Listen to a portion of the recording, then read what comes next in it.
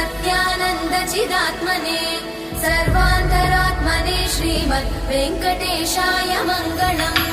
स्वतः सर्वविदे सर्वशक्तये सर्वशेषिने सुलभाय सुशीलाय वेङ्कटेशाय मङ्गलम्।